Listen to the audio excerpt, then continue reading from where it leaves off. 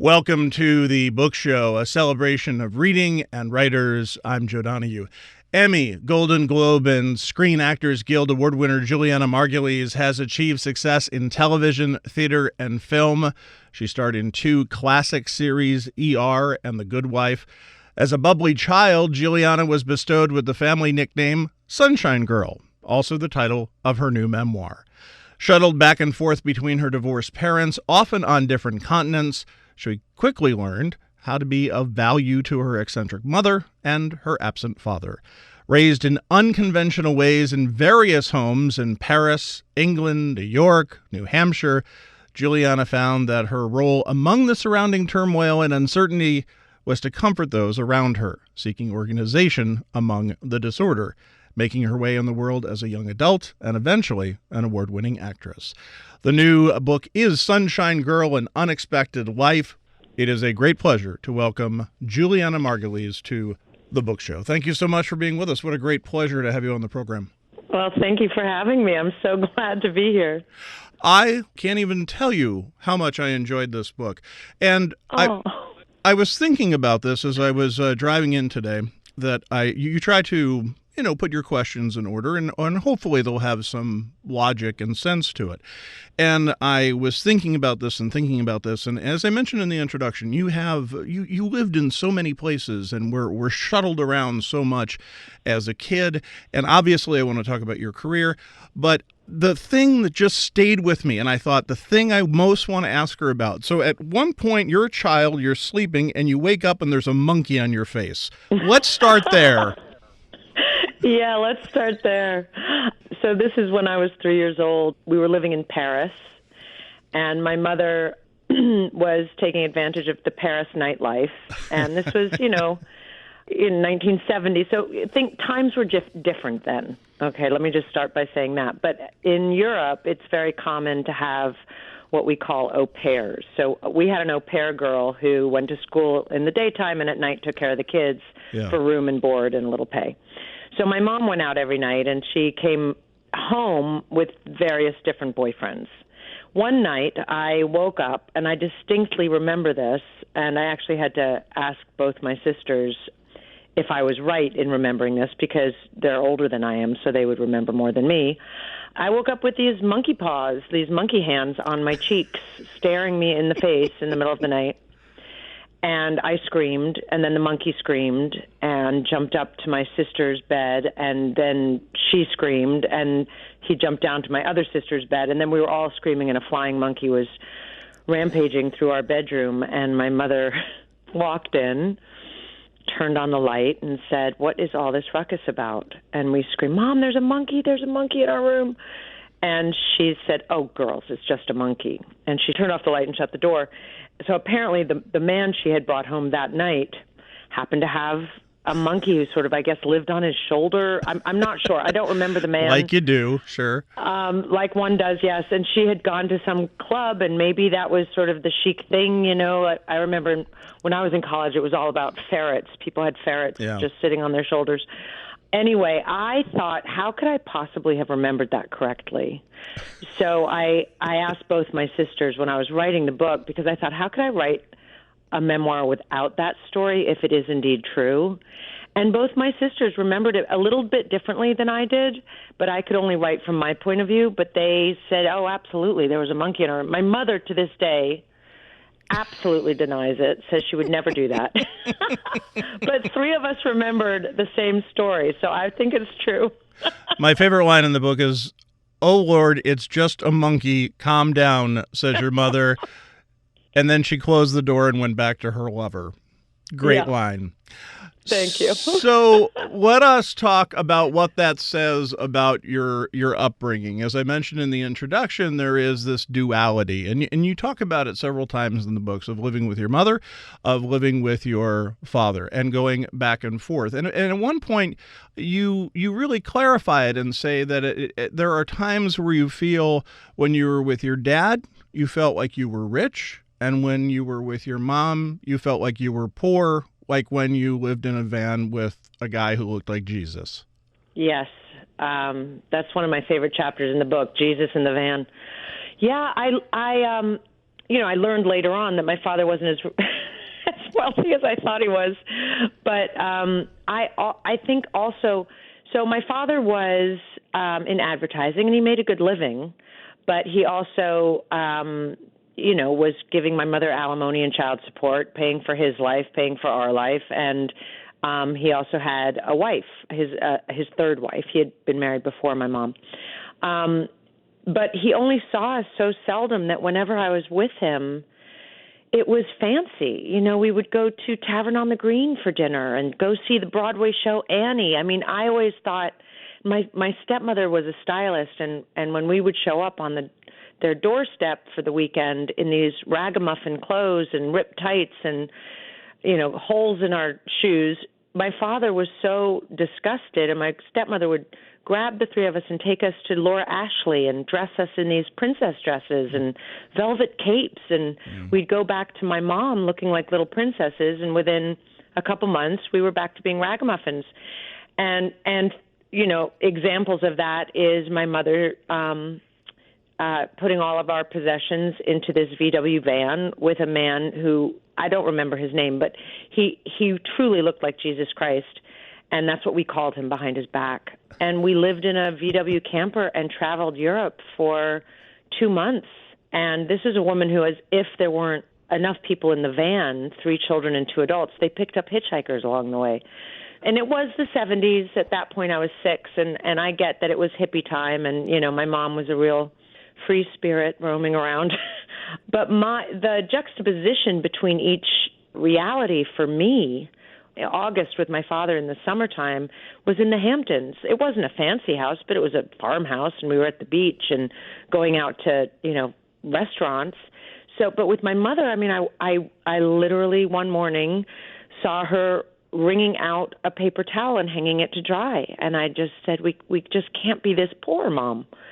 How can that be, that you're wringing out a paper towel? And my father lives on 89th Street and Madison Avenue. I couldn't make heads or tails of it, so I just accepted it, as children do, right? We accept what's given to us and make the best that we can out of the situation. But I think it wasn't until I was an adult where I realized my father was trying to always just show us the best time and have the most fun because he wasn't there. Fun fact that I learned in the book, but your father wrote the Plop Plop Fizz Fizz jingle.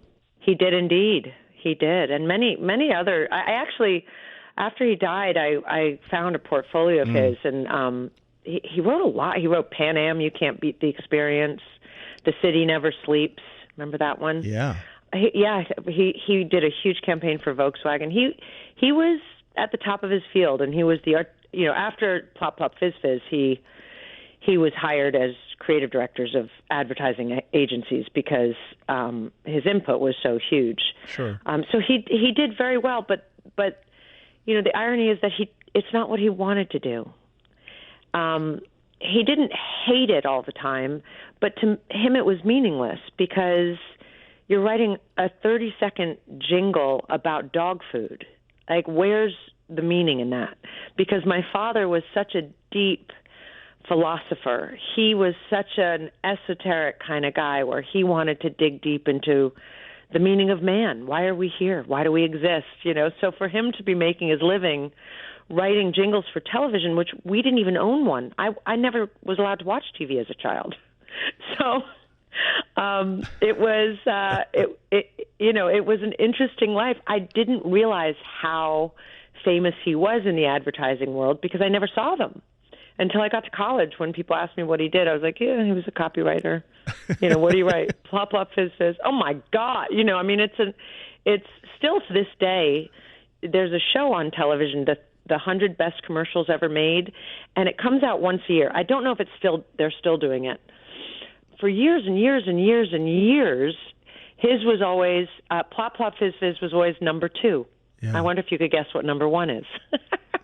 Either I Can't Believe I Ate the Whole Thing or Mother Nature. No, it was My Baloney Has a First Name. Oh, of course. Yeah. OSCAR. Yeah. That's good. That's a killer, too. That's really good. Yeah. Julianna Margulies is our guest. The new book is Sunshine Girl, An Unexpected Life. That moment that you write about in the book where you're talking to your father and really getting some advice from him. And skipping ahead here a little bit, as you are on ER, you are in a hugely successful program. They offer you a monster contract to stay on that show, and you're struggling with it. And it's really your father who kind of helps guide you as to what is important and what isn't. Yeah, I mean, I wrote about it because I had never really spoken about it publicly, and a lot was thought about it and said about it at the time. And I understand that. I really do. I understand if you're looking in from outside and you see this at the time I was 32-year-old actress offered millions and millions of dollars to stay for 2 more years, and she chooses not to. Of course, you judge that. I get it. But I had already, first of all, I had a year's worth of work lined up before I knew about the money. I wanted to come back home to the East Coast to New York, and I had done 6 years on the show, and at the time, I wasn't married. I didn't have children. My mortgage was paid. I had not a ton, but quite a bit of money in the bank that I never thought I'd ever have. And I thought I had sort of paid my dues, as much as I loved ER, to allow me to go and do off-Broadway, which is what I was doing, by the way. I wasn't leaving a contract thinking I'm going to be a huge movie star. I was going off to do a John Robin Bates play at Lincoln Center for $265 a week. I mean, it wasn't like I had any grand, ideas of who I was in terms of a star, but I knew who I was in terms of a person. And I knew that what was more important to me was my happiness and my fulfillment in what I was doing. And when everyone told me I'd be nuts not to take the money, I called my dad, and he had no doubts. He just said, "Honey, when's enough enough? What would happen if you got hit by a bus waiting for 2 years of your life to go by so that you can start enjoying your life? And as your soul is leaving your crumpled body on that pavement, you look down and say, was I living my life truthfully, or was I just waiting to get rich?" And it hit me so hard when he said that. And he also said, by the way, I know a lot of rich, unhappy people. But it just took the money element out of the way, because before they came up with all that money, everyone agreed that, of course, I should go off and play Morgaine in The Mists of Avalon and do John Robin Bates' play, which was a part that he had semi-written for me and given to me, a year before that when I was workshopping a play up at New York Stage and Film at Vassar. Yes. So it was a no-brainer before the money. So who are you when the money is thrown at you? And who do you become? And I completely understand that it was a ballsy move. I get it. But I've never regretted it. I went and lived my life and worked with incredible people and still have friendships from those people. And to be honest, if you really look at the characters on ER, for me anyway, my character was so entwined with George Clooney's character. And when he left at the end of season 5, both he and John Wells, the series showrunner, said at the end of season 6, George is going to come back for one last episode because the audience needs to see you two leave together. Yeah. And I thought, what a beautiful ending to a beautiful story. So what would happen if I stayed for 2 more years? Would I be the girl who's, dating every single doctor in the hospital? Like, what happens to the importance of that relationship?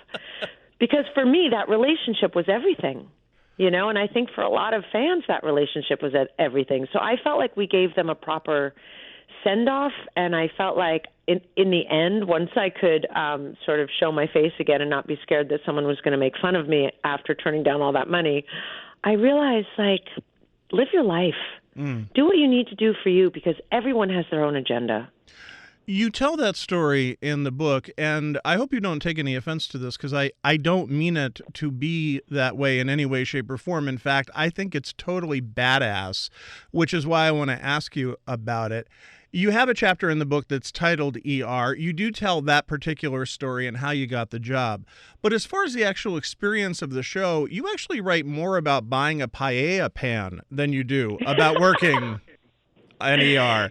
And I find that really fascinating. To me, that said a lot. Well, yeah, that's interesting. No one's ever brought that up. There were reasons for that. There are chapters and chapters of my time on ER that are on the editing room floor. We had to choose, my editor and I, from the beginning. I didn't want this to be a tell-all book. This is a book about a coming-of-age story and the struggles with divorce and a nomadic life and finding yourself as you age and go with what you feel is right in your heart.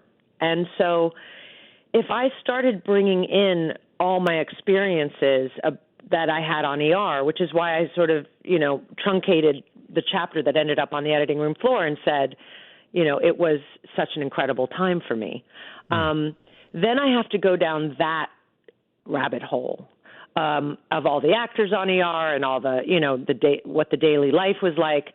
And that's not what the book is about. The book is about my journey to get to where I am today.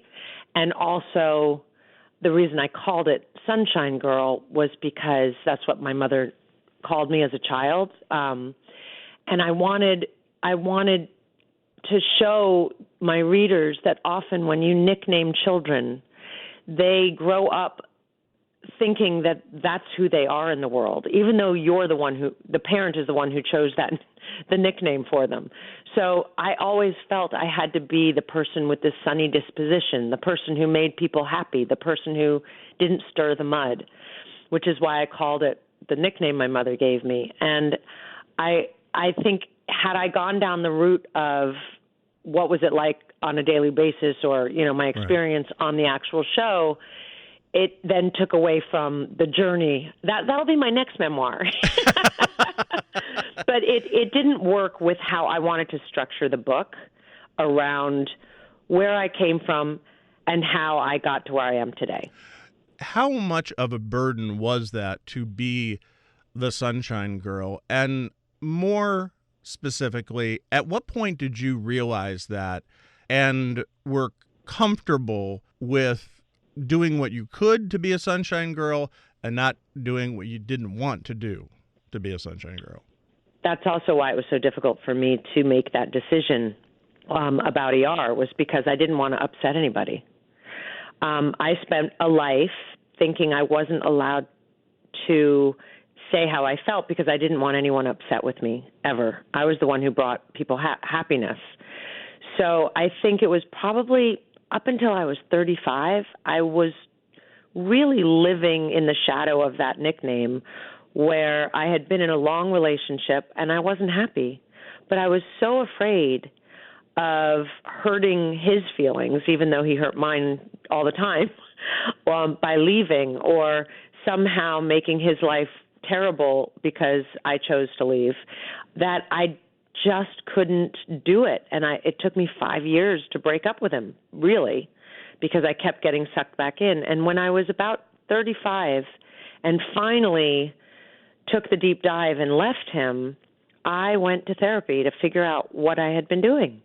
What is going on? And that's when I started to realize, everything stems from your childhood. It just does. I don't care who you are, even if it's a happy childhood, Why are you the way you are? It's because of your parents. It's because of your situation. It's because how you were brought up.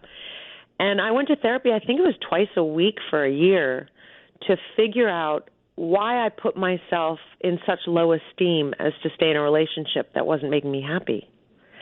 And that's when all of this came up, the idea, what was your relationship like with your mother and your father? And, and that's when I started talking about, I was always the happy child. I was always the one walking into a room and calming people down. Well, you live with that. That's hard. That's a hard burden to have. I thought it was such an honor to be called Sunshine Girl until I realized it wasn't, because I had to get out from under that name in order to be happy myself rather than worry about everyone else's happiness. So probably around 35 when I finally broke free and felt alive and sort of stronger for it. Except for one scene in the book, you have a distant relationship with your father because he's so often not there.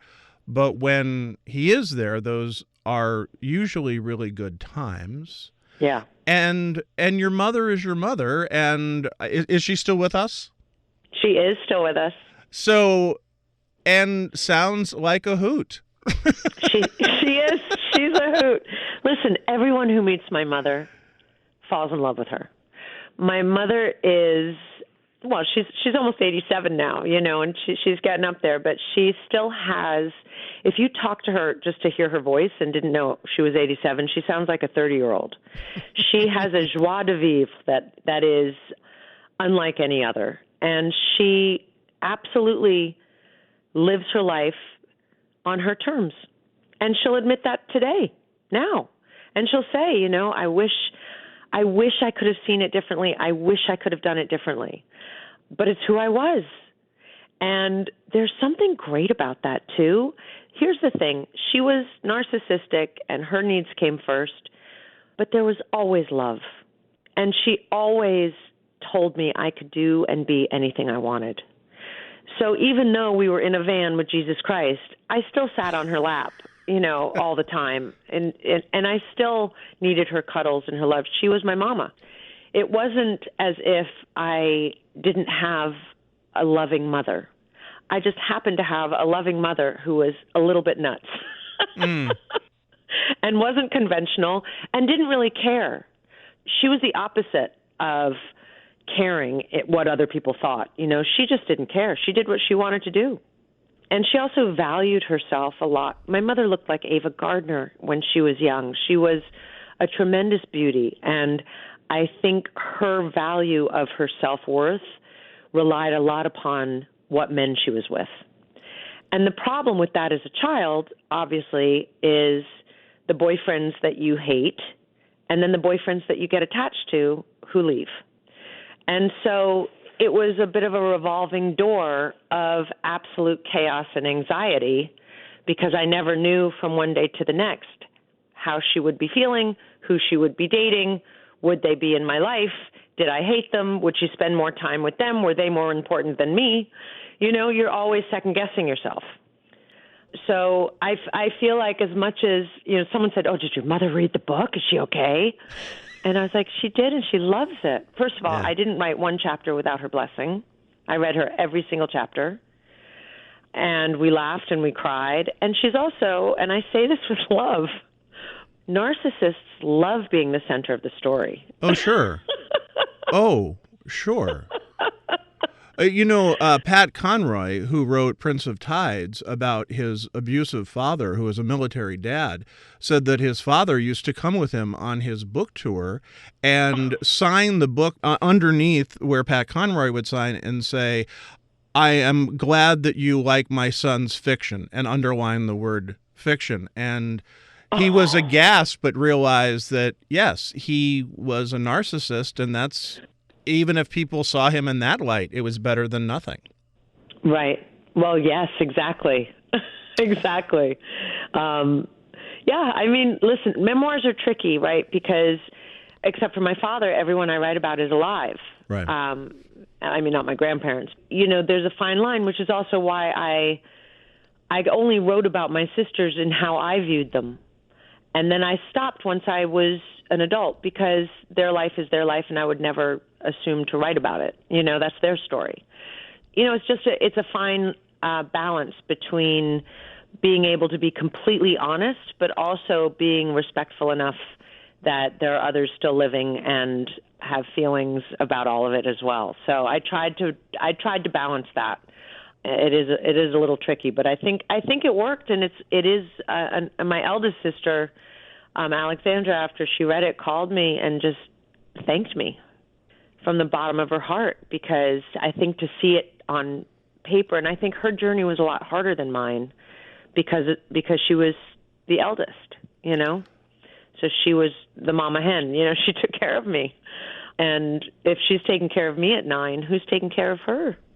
For you, the therapy, the work, the understanding of your place then in the family, as you're writing your memoir, are you figuring things out, or do you have to have had all of that work and to have figured everything out before you can write the memoir? It seems like in this case it was the latter. That's a great question, and I'll tell you it's a little bit of both. I implore everyone, whether you want to get something published or not, to write it down. Because as you write it down, you see things a lot more clearly when it's written down. And you go back to it again and again. And then one of the questions I get asked a lot is, how did you remember all of this? And there's two answers to that question. One, I kept journals since I was the age of 9, and I have them all. So that was a heavy read, reading through all my journals. But also, you remember drama and trauma. You don't remember your everyday life. You don't remember when it's easy and you go to school and you come home and there's dinner on the table. You remember when there is no dinner on the table. You remember when there is no one there to pick you up after school. So that's why writing a memoir, I think, for me, was a lot easier in terms of remembering things. But most of it had been worked out. It's why I sort of, at the end of the book, the last chapter in the book is more like, almost like a meditation. It's the shortest chapter in the book. It had been the longest, but we cut it down. That got cut too. My editor was like, enough. But it's really like a meditation of my gratitude for the work that I have done and the place that I have gotten to in my life. And to know, now, none of this would have happened had I not figured it out first before I started writing it. But that being said, when I started writing the book, it came out of a horrific illness with the chickenpox after I finished The Good Wife. And I had to examine, why do I put everyone, including the characters I play, before myself? Julianna Margulies' new memoir is Sunshine Girl, An Unexpected Life. It is published by Ballantine Books. Julianna, thank you so much for being with us. Thank you so much. Thank you for your great questions. It was truly an honor. It was really fun. A great pleasure. We enjoy hearing from our listeners about our shows. You can email us at book@wamc.org, and you can listen again to this or find past book shows via podcast or at wamc.org. Sarah LeDuc produces our program. Bookmark us for next week, and thanks for listening. For The Book Show, I'm Joe Donahue.